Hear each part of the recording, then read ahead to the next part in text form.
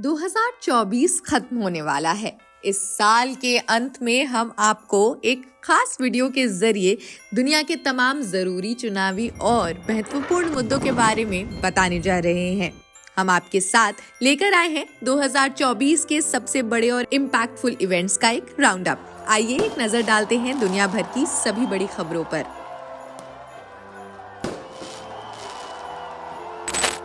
इस साल की सबसे महत्वपूर्ण घटना से शुरू करते हैं। गजा में तनाव और इजराइल का युद्ध। खान यूनिस के आप तस्वीरें देख सकते हैं। गाजा खान यूनिस के कई इलाकों में लोगों को इजरायली फोन कॉल्स मिले जिसमें अपने घर छोड़ने के आदेश दिए गए। इसके बाद जो हुआ वो पूरी दुनिया ने देखा। गाजा में अब तक 45,000 से ज्यादा लोगों की मौत हो चुकी है।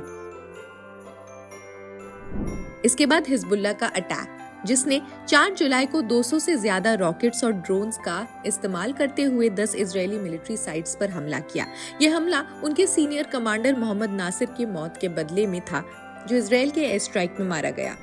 सिविलियंस की मौतों के बारे में बात करें तो गाजा के रेसिडेंशियल और कमर्शियल बिल्डिंग्स पर जो इजरायली एयर स्ट्राइक्स हुए, इसमें लोगों की मौत के आंकड़े बढ़ते चले गए। सिर्फ एक स्कूल पर हुए हमले में 23 लोगों की जान चली गई। स्कूल, हॉस्पिटल से लेकर राहत शिविरों तक बमबारी हुई।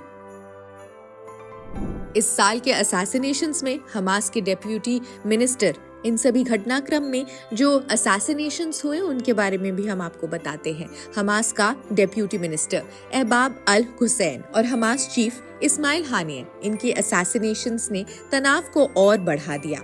हूथी के ड्रोन हमलों की बात करें तो हूथी मिलिशिया के ईरानी ड्रोन्स ने तेल अवीव को टारगेट करते हुए एक इंसान की जान ली और कई लोगों को घायल भी कर दिया। इसके जवाब में इजरायली जेट्स ने यमन के मिलिट्री टारगेट्स पर हमले किए। जुलाई कैंपेन रैली के दौरान डोनाल्ड ट्रंप के कान पर गोली लगने की घटना से शुरू हुआ यूएस का चुनाव। ट्रंप ने इस हमले के बाद फाइट फाइट फाइट का नारा दिया।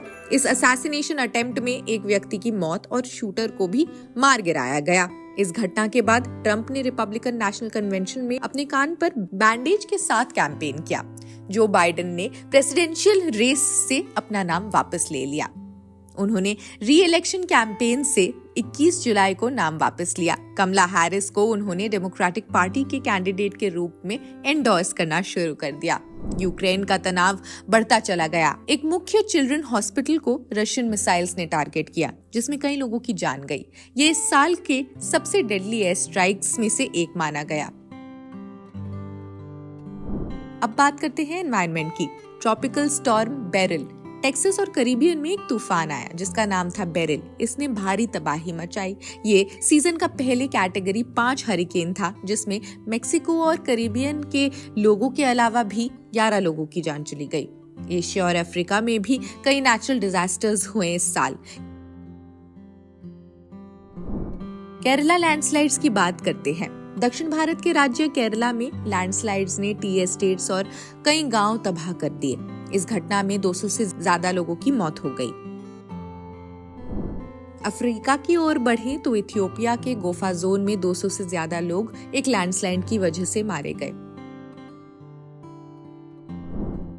फिर टाइफून गाइमी, इसने भी फिलीपींस में तबाही मचाई। 300 मिलीमीटर से ज्यादा बारिश गिराई, जिससे कई जगह तबाही और हताहत की खबरें सामने आई।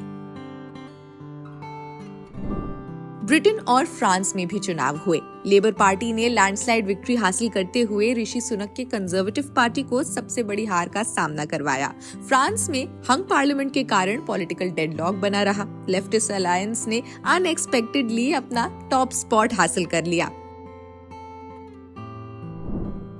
बांग्लादेश प्रोटेस्ट, जब कोटा के खिलाफ प्रोटेस्ट में लगभग 150 लोगों की जान चली गई। ये प्रदर्शन शेख हसीना के सरकार के खिलाफ एक वाइड स्प्रेड एजिटेशन बन खड़ा उठा और हसीना की सरकार गिरा दी। शेख हसीना इस वक्त भारत में है, लेकिन बांग्लादेश में कई जगह तनावपूर्ण खबरें हैं।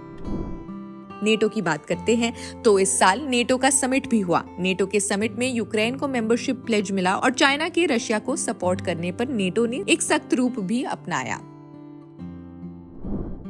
इसके अलावा कैलिफोर्निया में सैन फ्रांसिस्को के पास एक वाइल्ड फायर में 4,29,000 एकड़ जमीन जल गई। फायर एक फ्लेमिंग कार के गली में ढकेलने के कारण शुरू हुआ था। तो दोस्तों, ये 2024 के बड़े और इम्पैक्टफुल इवेंट्स में से महत्वपूर्ण रहे। ये महीना दुनिया भर के लिए काफी अपहीवल और चैलेंजेस लेकर आया। हम आशा करते हैं कि आने वाले महीनों में हम शांति की ओर और समृद्धि की ओर बढ़े।